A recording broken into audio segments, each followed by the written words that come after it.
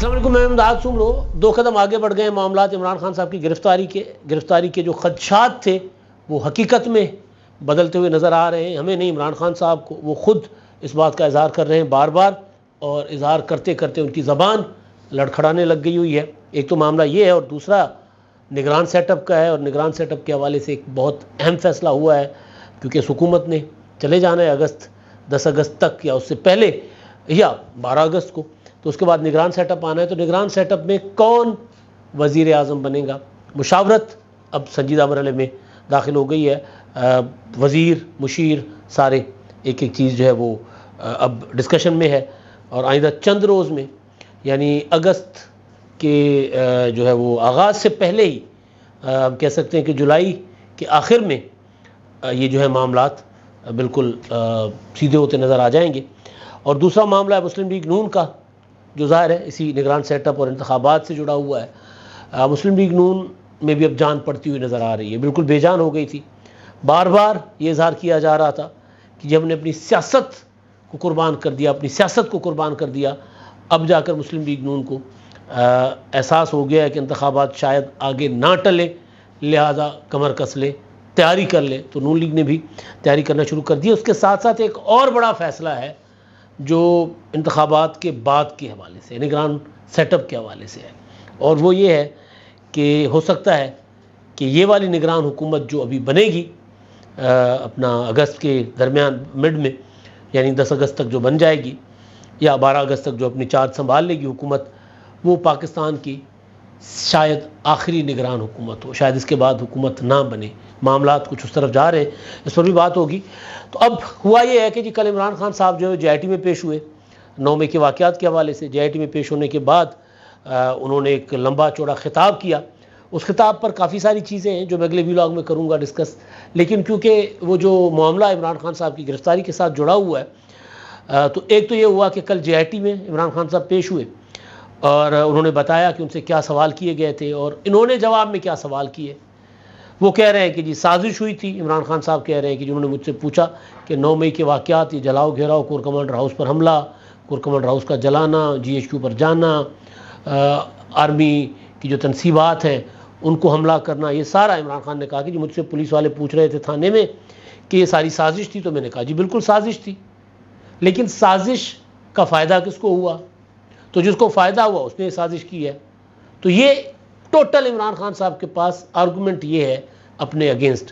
دوسرا وہ یہ کہہ رہے ہیں کہ جی میرے لوگوں کو پریشرائز کیا جا رہا ہے کہ جی میں وہ 164 کا بیان دے میرے خلاف، کہ جی جو کچھ ہوا ہے میں نے کروایا ہے۔ تو اس میں عمران خان صاحب کے پاس عجیب و غریب قسم کی لاجک ہے۔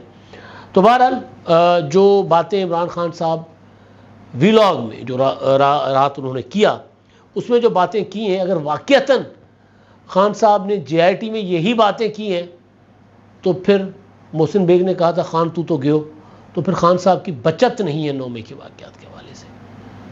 پروپیگنڈا کا ٹول جو آپ ٹی وی پر بیٹھ کر، یا اپنا ویلاگ میں بیٹھ کر استعمال کرتے ہیں، اپنے لوگوں کے درمیان بیٹھ کر ذرا اپنے آپ کو مدبر اور پتہ نہیں کیا کیا ناقابل تسخیر بنا کر پیش کرنے کے لیے جو آپ باتیں کر رہے ہوتے ہیں، وہ باتیں اس حد تک تو ٹھیک ہوتی ہیں، لیکن وہ کسی جے آئی ٹی میں، کسی عدالت میں دلیل اور ثبوت کے طور پر پیش نہیں ہو سکتی۔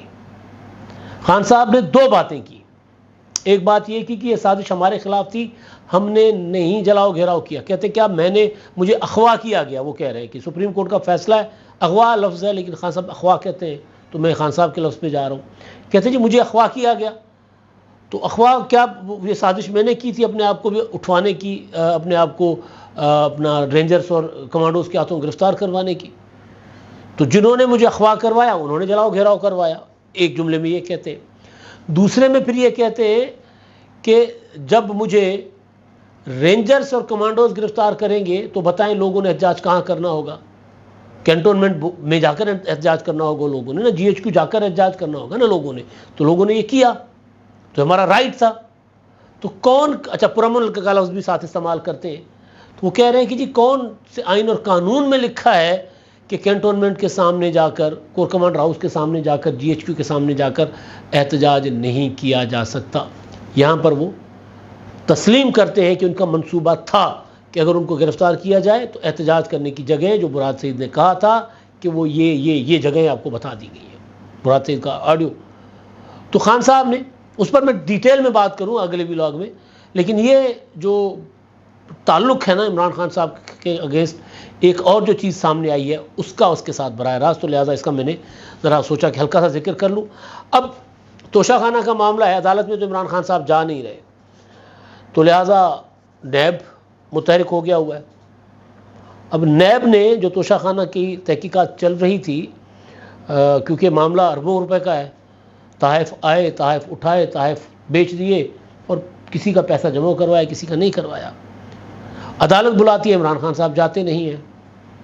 کل بھی عدالت میں، کل تو خیر الیکشن کمیشن کے وکیل نہیں تھے، اور پھر اب سوموار کو معاملہ، پرسوں یہ معاملہ جائے گا. پرسوں اب دو چیزیں ہو رہی ہیں، ایک تو عمران خان صاحب توشہ خانہ کے معاملے میں عمران خان صاحب کو عدالت میں پیش ہونا ہے، ایڈیشنل سیشن کورٹ میں اسلام آباد میں، نیا جو ہے وہ کچہری بنی ہے تو اس میں وہ پیش ہوں گے.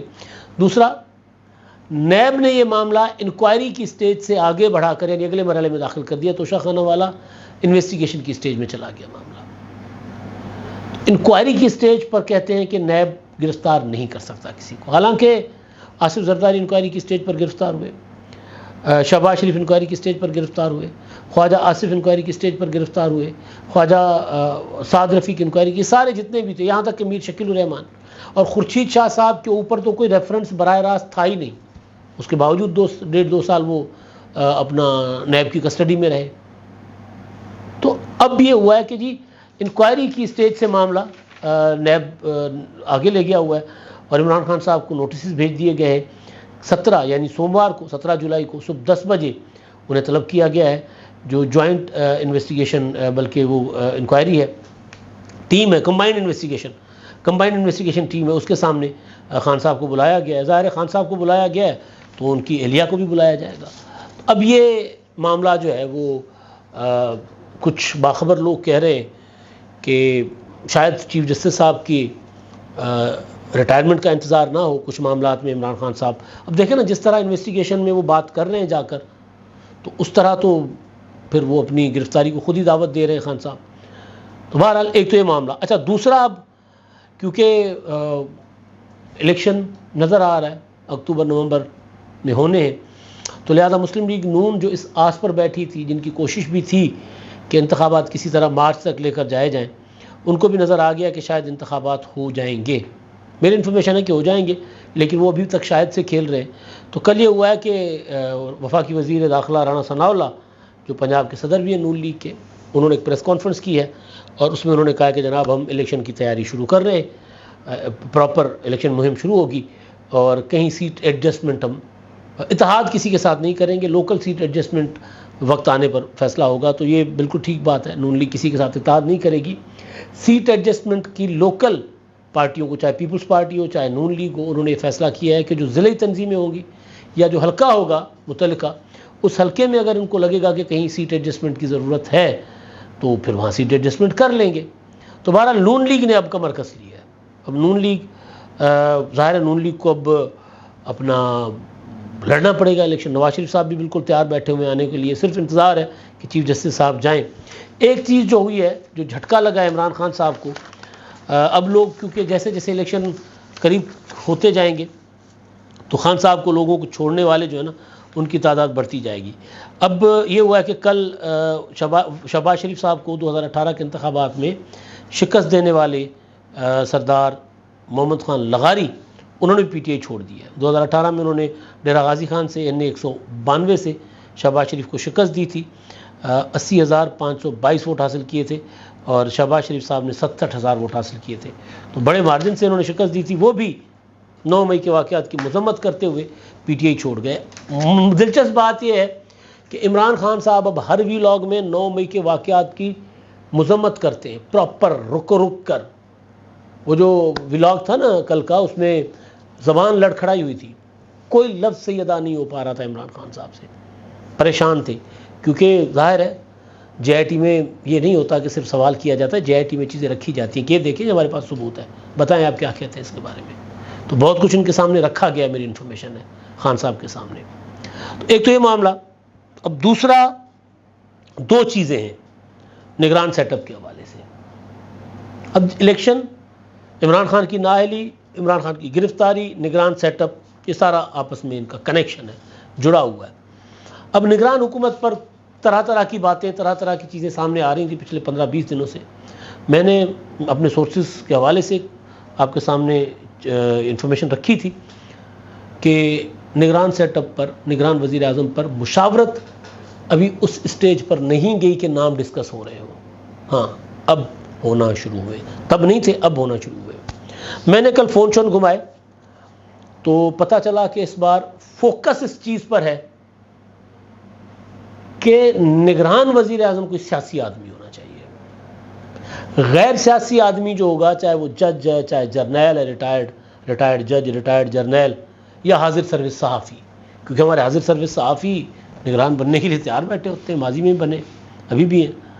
محسن نقوی صاحب ہیں، ہمارے دوست عامر میر صاحب ہیں. عامر میر صاحب تو خیر تیار نہیں تھے، لیکن ان کو تقاضے دے کر شامل کیا گیا تھا. تو بہرحال وہ نبھائیں.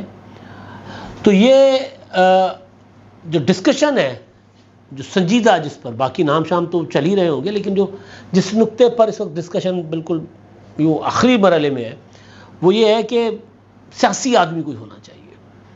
یہ کہیں نہیں لکھا کہ نگران وزیر اعظم جو ہوگا وہ غیر جانبدار ہو. میں حتی الامکان کوشش ہو کہ غیر جانبدار ہو، کسی کی سائیڈ نہ لے، کسی کے لیے الیکشن مینیپولیٹ نہ کرے، دھاندلی شاندلی کسی کے لیے نہ کروائے، لیکن ہو وہ اپنا سیاسی آدمی. یہ جو ٹیکنوکریٹ اور غیر سیاسی لوگ ہیں، ان کو سمجھ نہیں آ رہی ہوتی چیزیں، وہ چیزیں اس طرح فیل بھی نہیں کر سکتے. تو ان کا مائنڈ کسی اور طرح سے ہوتا ہے نا، پراپر ایک کیا کہتے ہیں آپ کا ہوتا ہے نا، کیا ہوتا ہے وہ کمپیوٹر کی پروگرامنگ ہوئی ہوتی ہے نا پراپر. سیاستدان کی پروگرامنگ جو ہوتی ہے سیاسی ہوتی ہے، تو وہ سیاسی، کیونکہ الیکشن سیاسی کام ہے. نگران حکومت کو سیاست کو دیکھنا ہوتا ہے نا کہ جی کیا چل رہا ہے، الیکشن کس طرح جا رہا ہے، کون کیا کر رہا ہے، کون کہاں گڑبڑ کر سکتا ہے. تو سارے سیاسی کام ہے نا. تو لہذا اگر وہ پروگرامنگ ان کی ٹیکنوکریٹ کی ہوگی تو وہ چیزوں کو پکڑ نہیں پائیں گے، وہ اس پیس کے ساتھ چل نہیں پائیں گے. تو لہذا سیاسی آدمی ہونا چاہیے. ماضی میں ہوتے رہے. ابھی تک ہمارے ملک میں جو 1990 سے لے کر اب تک جو نگران بنے ہیں، 1 2 3 4 5 6 7 8 نگران وزیر اعظم بنے، جن میں 2 تو جو ہے وہ کچھ دنوں کے لیے تھے. تو وہ میں آپ کو بتا دیتا ہوں. 2013 میں ذرا ہم اس میں جاتے ہیں نا، 2018 میں سپریم کورٹ کے جج، ریٹائرڈ جج تھے ناصر الملک صاحب، وہ وزیر اعظم بنے تھے. اس سے پہلے 2013 میں میر ہزار خان کھسرو بنے تھے، یہ بھی جج تھے ریٹائرڈ. اس سے پہلے 2008 میں میاں محمد سومرو، ٹیکنوکریٹ کم سیاستدان. اچھا اس سے پہلے مشرف کا دور تھا، تو 2002 کے الیکشن، تو اس میں تو مشرف صاحب خود بیٹھے ہوئے تھے، نگران بھی وہی، تو سارا کچھ وہی تھے. اچھا 1997 میں معراج محمد خان سیاستدان تھے. 1993 میں معین قریشی ٹیکنوکریٹ تھے، باہر سے لائے گئے تھے، اس کے بعد باہر ہی چلے گئے. 1993 میں ان سے پہلے بلخشیر مزاری، کیونکہ نواز شریف صاحب کی حکومت جو ہے وہ اپنا توڑ دی گئی تھی پہلے، اور اس غلام صاحب خان نے توڑی، تو نواز شریف صاحب نے سپریم کورٹ میں مقدمہ کیا تھا، اور سپریم کورٹ نے غلام صاحب خان کا جو حکومت توڑنے کا فیصلہ تھا وہ کلعدم کر دیا تھا. تو لہٰذا واپس نواز شریف وزیر اعظم بحال ہو گئے. پھر فارمولہ لگا، اور فارمولے کے تحت پھر جو ہے وہ اپنا بھیج دیے گئے اپنا نواز شریف صاحب. تو پھر یہ ہوا. اچھا اس سے پہلے 1990 میں غلام مصطفیٰ جتوئی صاحب. تو اب یہ سوچا جا رہا ہے کہ ٹیکنوکریٹ جو ہو وہ سیاسی آدمی ہو، اور یہ یقینی بنایا جائے کہ الیکشن کمیشن آزاد ہو، انتخابات الیکشن کمیشن کروائے، باقی معاملات سیاسی آدمی جو ہے نا وہ دیکھے. اچھا لیکن اب اس میں ایک اور چیز بھی جو فیوچرسٹک ہو کر سوچا جا رہا ہے، وہ جو دبئی میں جو کچھ ہوا، اس میں ایک چیز جو مجھے پتہ چلی ہے وہ یہ ہے کہ یہ جو ٹیکنوکریٹ سیٹ اپ ہے نا، یہ پاکستان میں ہے. انڈیا بالکل ہمارے والا ہی سسٹم ہے وہاں پہ، تو وہاں پہ ٹیکنوکریٹ سیٹ اپ نہیں ہوتا. وہاں پہ جو حکومت ہے کنٹینیو کرتی ہے اپنی مدت جب تک اس کی ہوتی ہے، اس سے پہلے الیکشن شروع ہو جاتے ہیں، انتخابات ہو جاتے، اور پھر جو مدت ختم ہوتی ہے تو پھر جانے والا آنے والے کو اقتدار دے کے چلا جاتا ہے. سارا کام الیکشن کمیشن کے پاس ہوتا ہے. انتخابات کے دنوں میں آرڈر الیکشن کمیشن کا چلتا ہے.